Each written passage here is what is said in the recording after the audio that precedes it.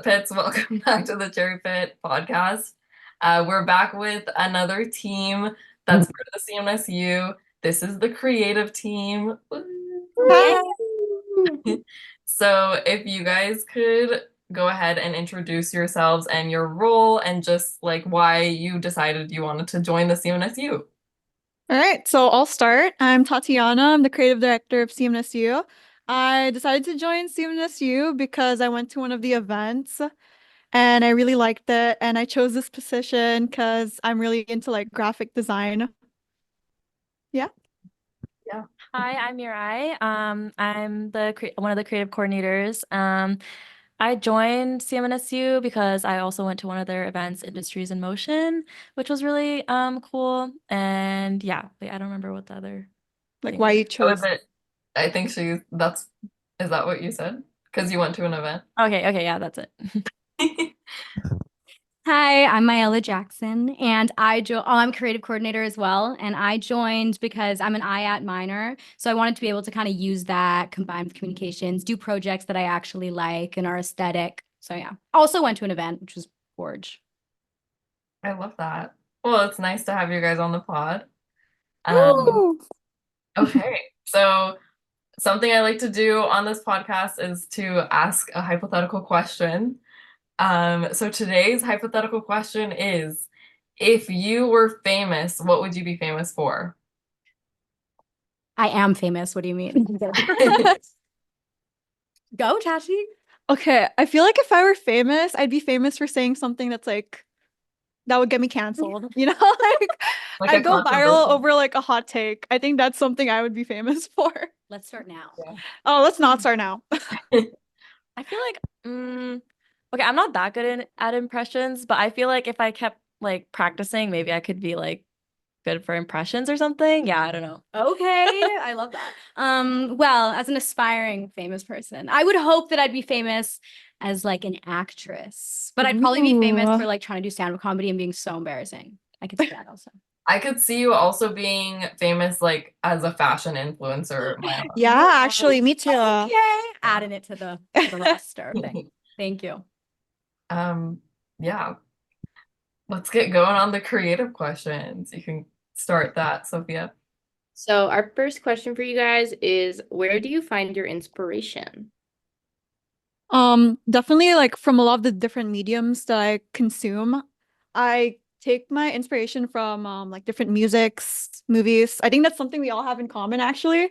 Like we all listen to a lot of different things and watch a lot of different movies, and we're all really passionate about it and we're inspired by it. Another thing is definitely Pinterest. Mm. Yep. Yeah, definitely a lot of my like creative ideas come from like Pinterest. How about you guys though? Yeah, I was gonna say design wise, definitely Pinterest, but like, whatever's trending or like the kind of like aesthetic concepts and stuff, I'll definitely see on like TikTok or Instagram. So yeah. Yeah, same. God, what designers are we? We're like, I like to follow like kind of other artists and stuff and get inspo from them. And movies, totally love a good aesthetic movie. I love like a vintage kind of look as well. Mhm. And fashion also. I feel like fashion can really Yeah. be artsy. Yeah, totally. Yeah, I feel like I find inspiration on Pinterest as well all the time.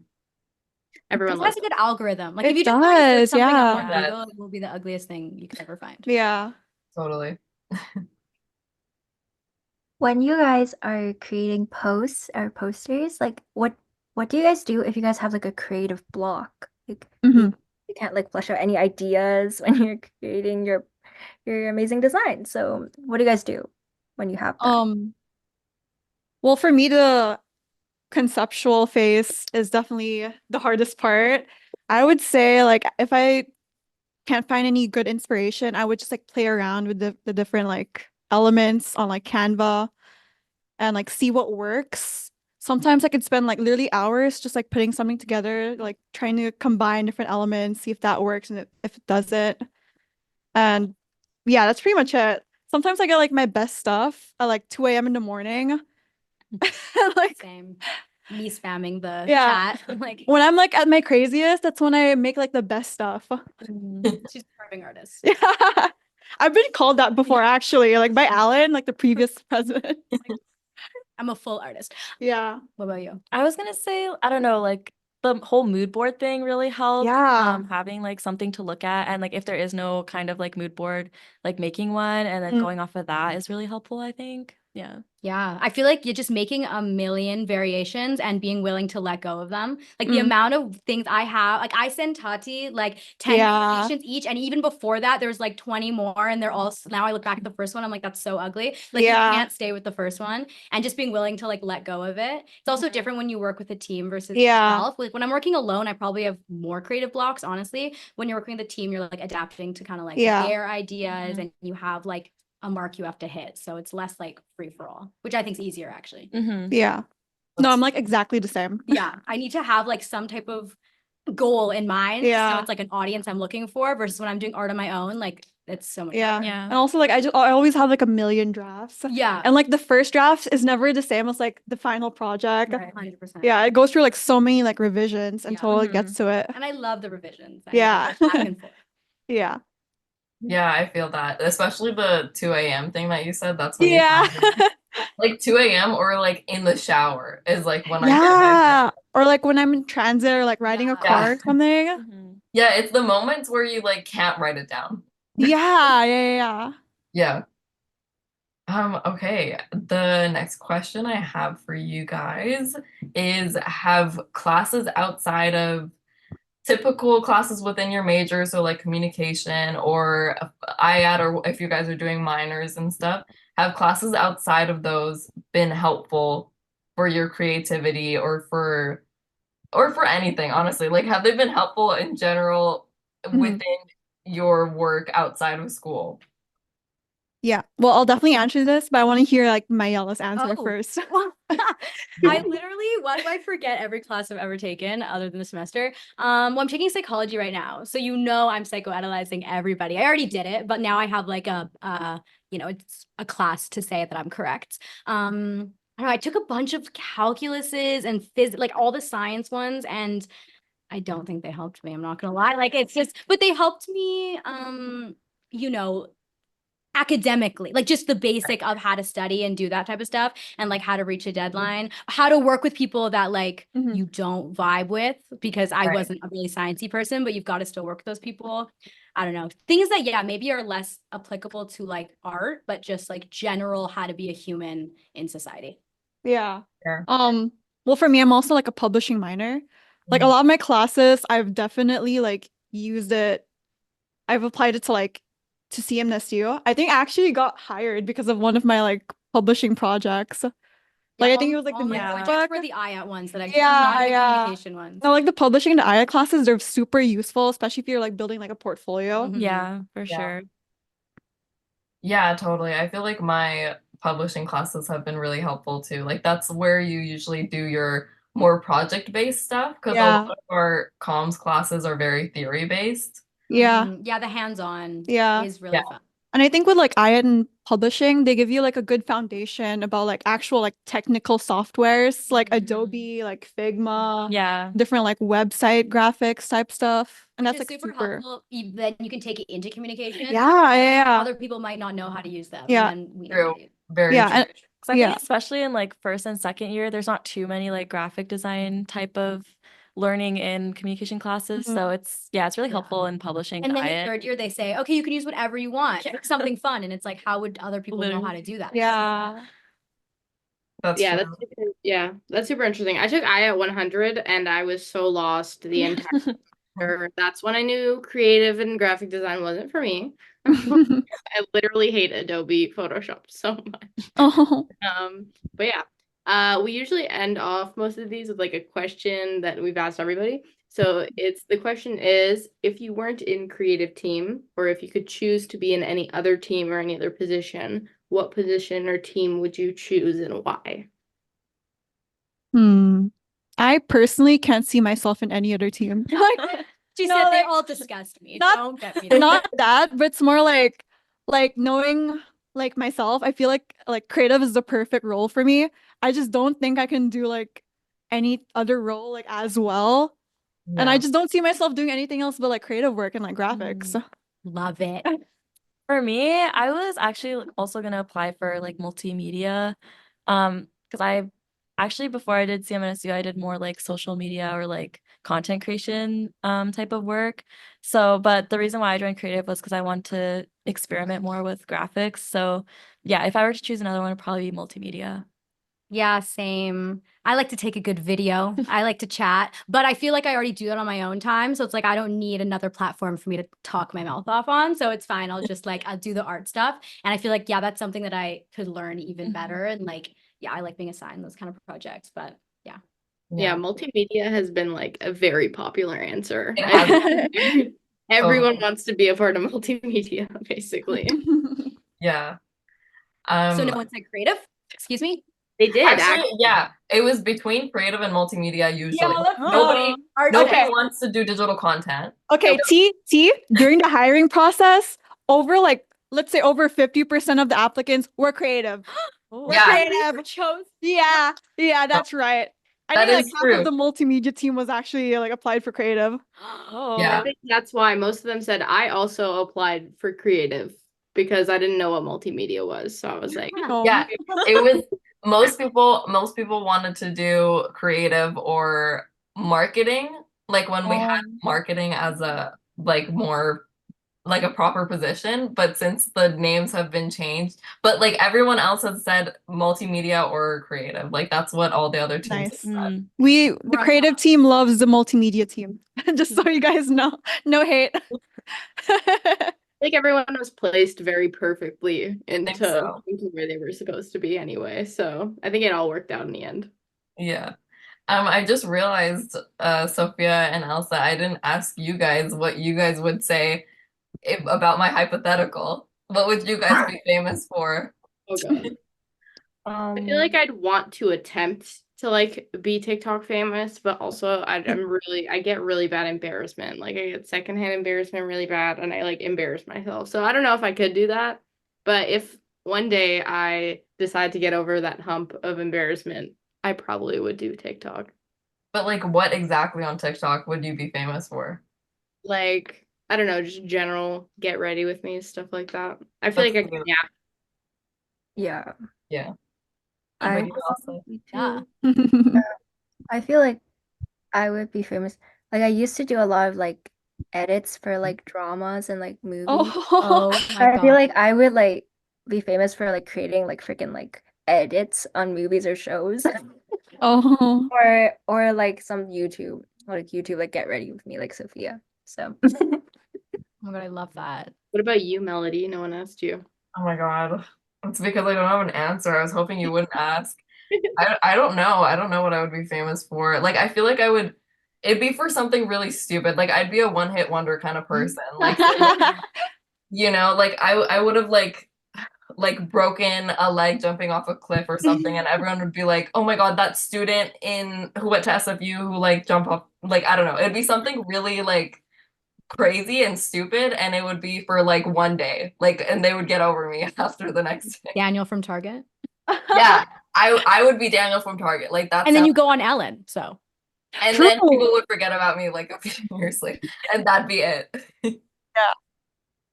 Yeah, I think that's my answer. that's honestly a realistic answer. Yeah. Yeah, I think so. But yeah, thank you guys so much for being Yeah. on. Thank you so much for having us. It was a lovely experience. Yeah, it was awesome to have you. You guys are welcome to join us any other time whenever we do episodes.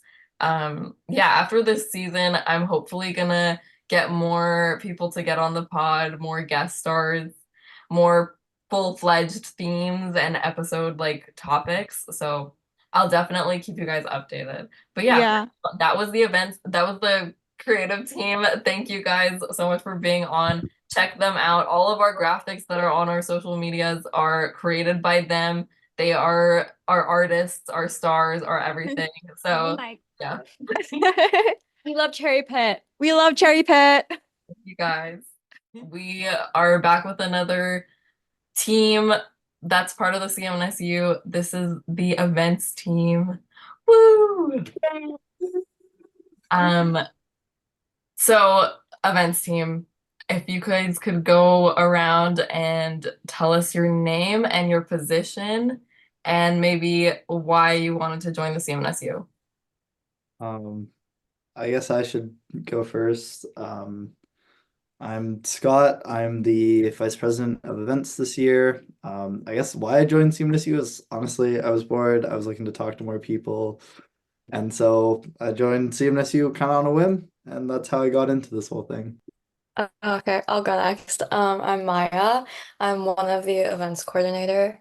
Um, I guess the reason why I joined CMSU is because you messaged me, and then Sarita, past member, also told me to join.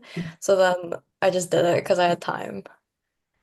I did. I guess I did kind of rope you into this. Okay,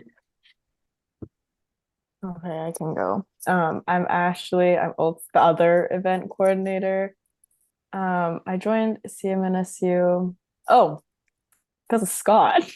My friend and I went to the Clubs Day booth because we just wanted candy. And then Scott said apply. And then, yeah, she bailed. She didn't apply, but I thought she did. That's why I applied. But also, yeah, meet new people. Yeah. Love to see so many people have been recruited from past members. I think that's generally the way it goes with a lot of us, actually. But yeah, okay, you guys. So something that I like to do on this podcast every episode is to ask a hypothetical question. So today's question is, what would you do if you were the last person on Earth? What's your plan of action? What are you getting up to? How long are like services and stuff like that available for? Well, nobody's running them because you're the last person on Earth. So So like probably you got like a couple days at best. yeah. Man, that's kind of grim, isn't it? That's a really grim question to ask us. I feel like Some of these questions can be kind of grim, I guess. yeah. I think I'd try and like walk somewhere as far as I can. Like granted we're in Vancouver, we're kind of in the middle of nowhere, but I'd probably try and walk to like maybe like I'll do like a hike in nature or something like that. 'Cause like realistically, I'd rather a bear eat me in nature rather than like eat my corpse kind of rotting in the street. So I feel like I'd try and become one with nature at the last of my days. Interesting. I like that answer.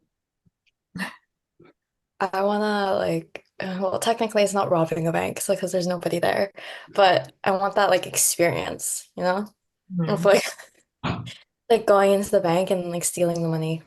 Yeah. I feel that. I think I would do things that like that I would want to do in today's world, but I don't have like the morality to do because Yeah. there's other people around. How about you, Ashley? If I do I have memory? Like, do we remember that other people used to live on Yeah, Earth? so I guess the way that I'm envisioning this question is like you would wake up one day and no one else exists. Oh, okay. I feel like I would find this might be morbid, but like find a gentle way to also erase me.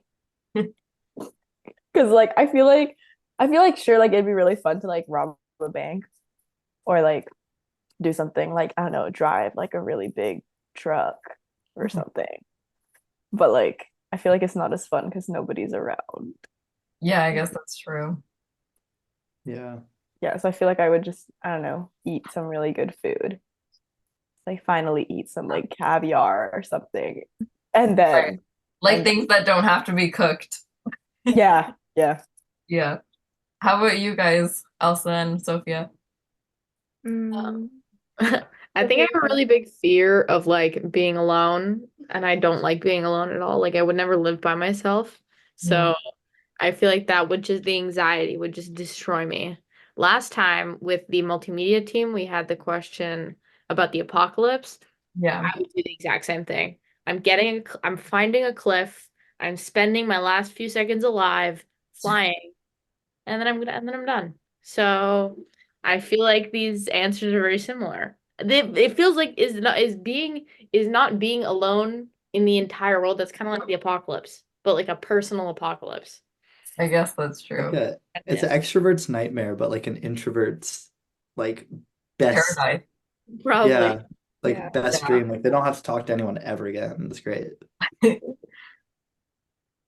What For they me, also. Yeah. I feel like as kind of an introvert, it's a dream.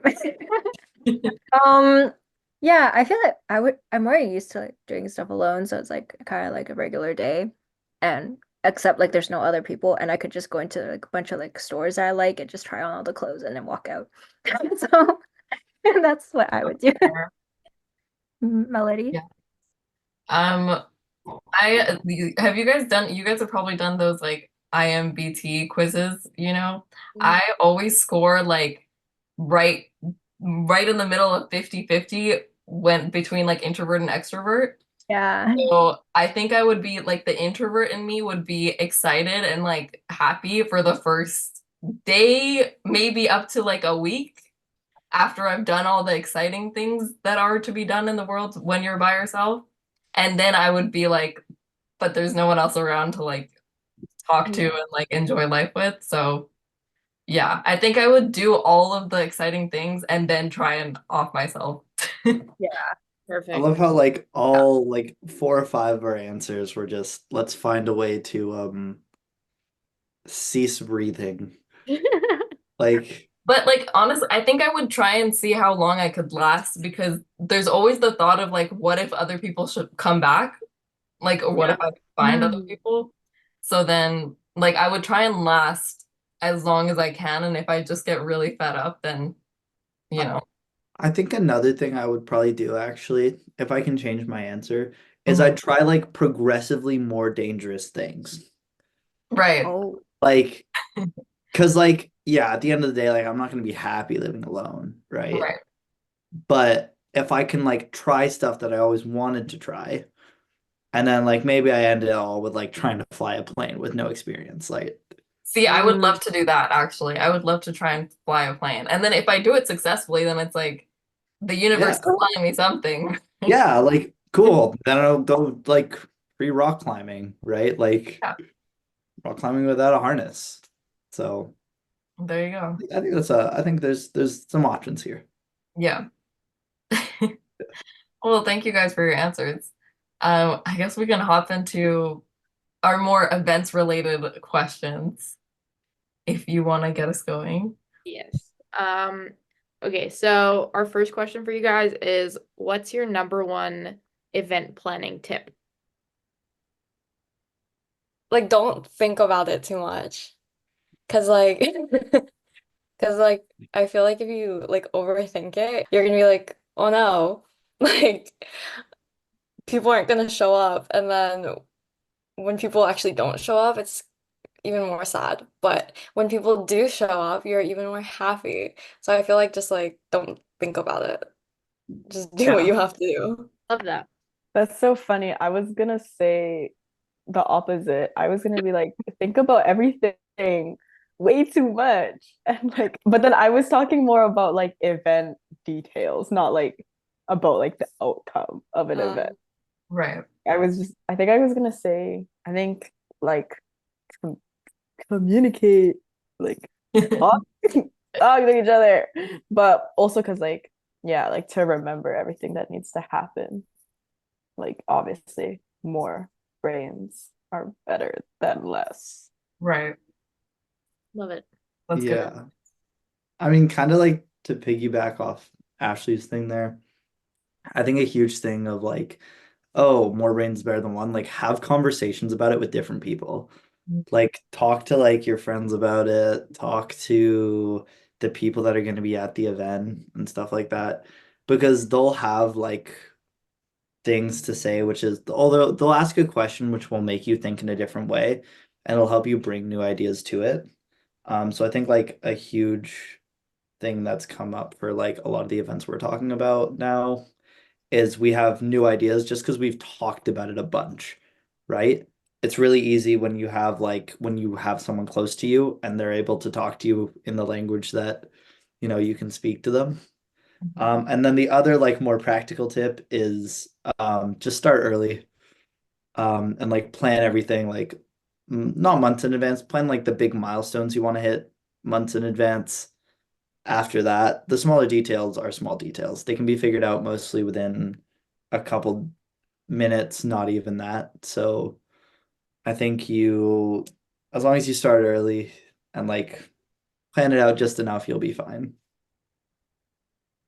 That's solid advice. So what is like the hardest part when you're creating it? Like any like challenges when you're planning the events? Um, I can start for this one. I'll give Ashley and Maya some time. I think the hardest thing is trying to communicate your ideas. Because a lot of the time, something that seems very natural for you can be really hard to put into words. And so, to be honest, my coordinators do a really good job of like translating my ideas because a lot of the time I'll yap to them for like 10 minutes straight and then somehow they'll manage to pretty much execute it exactly how I wanted it, which I mean, I certainly wasn't doing when I was a coordinator, so I think it's something that like takes time to learn, but if you have like good team members that can listen well, I think it's really, really helpful. Oh, I feel like sometimes coming up with like new ideas and trying to be as like creative as you can.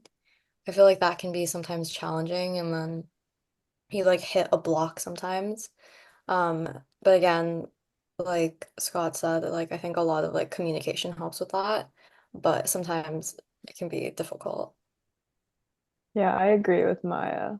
I think being creative or thinking of new ideas is hard. Yeah, that's Period. yeah, because there's only so much that you can come up with that's new, right? Yeah, I Yeah. think you don't want to like aim to reinvent the wheel. You just want to make the wheel a little bit easier to use, if that makes sense. Uh, Yeah, like realistically, I think unless you're like a really special kind of talent, you're not going to be able to totally transform something, at least not on the first try. So I think it's kind of good to not set your expectations low, but make sure you establish like a realistic idea of what you can get out of the event, and then kind of from there you take your steps forward. that's great advice. Um, okay, I have another question for you guys. W- In relation to that, what has been your favorite part of event planning? Or the most exciting thing that you guys have done? All of Scott's evil biddings, everything he doesn't want to do. Oh yeah, pretty No, much. no, but I feel like that's essentially what me and Ashley Yeah, do. No, but I guess admittedly, like yeah. I guess like creating like the theme for Evolve was like fun. Yeah, Yeah, I was gonna say that one too. Yeah, I think that was probably like the highlight. Everything else was just like all like the smaller like nitty-gritty things. So I think the theme was probably like the like funnest. I feel like thinking of questions for the panelist Mm, speakers, I feel like that was pretty fun. yeah. yeah, that makes Yeah. I think definitely the best part about being like kind of I'd have to do less of the nitty-gritty stuff, and I think right. it's a lot more fun to kind of focus more on the general ideas and creating a stronger image of the event.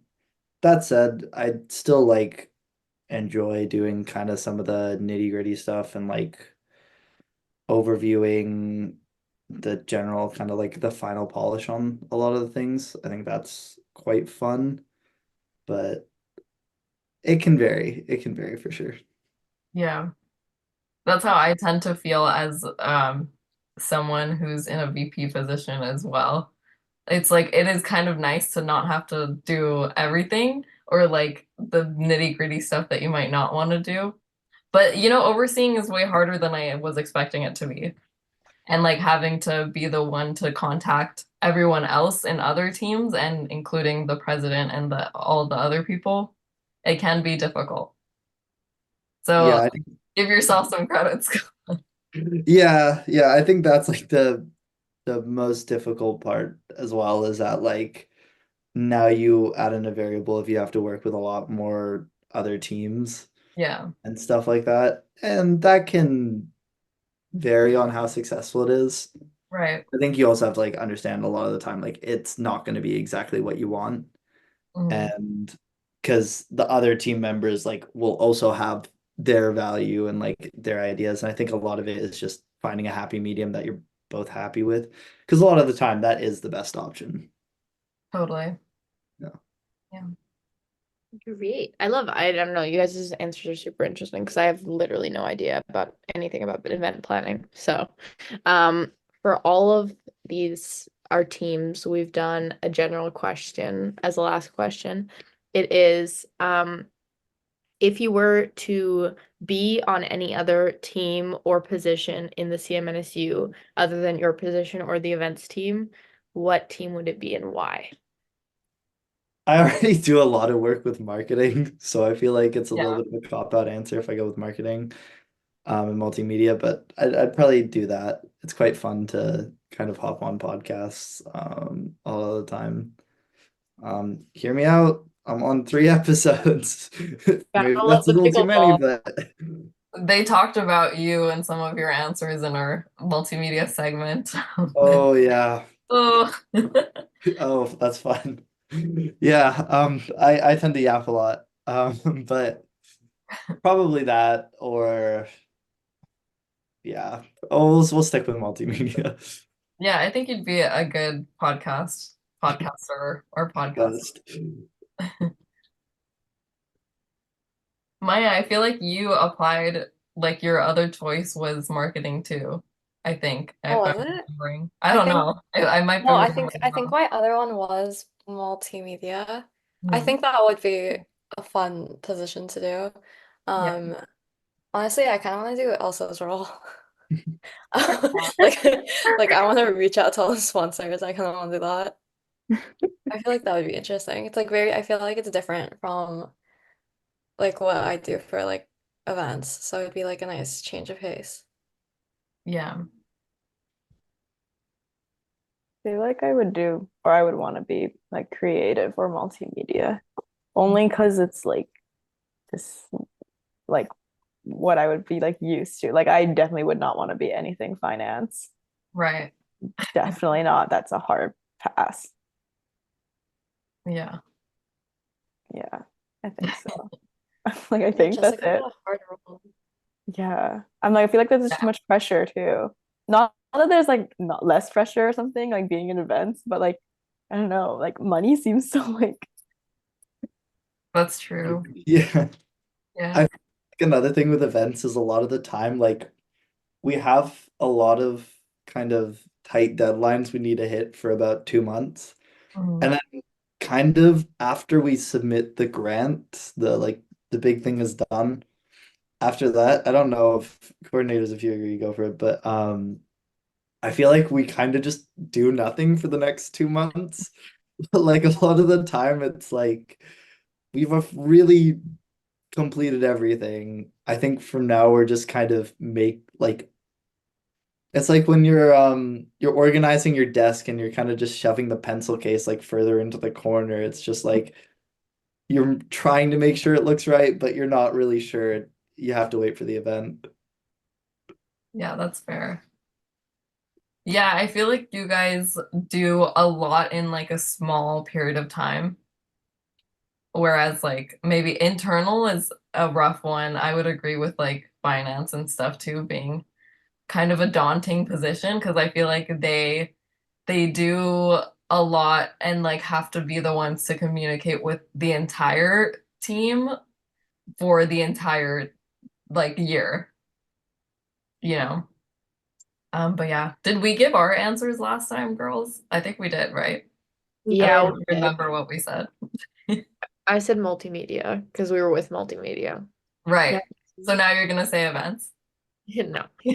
I don't know how to event plan. That would be too hard for me. I said multimedia because I do that every day at my job. So it's pretty easy. Perfect. Well, thank you guys so much for being on the pod. It was lovely to have you. I hope you guys had a good time and would love to come back another time. It's been nice to chat with you. Perfect. Thank you, Melody. Thanks, you guys. Thank you.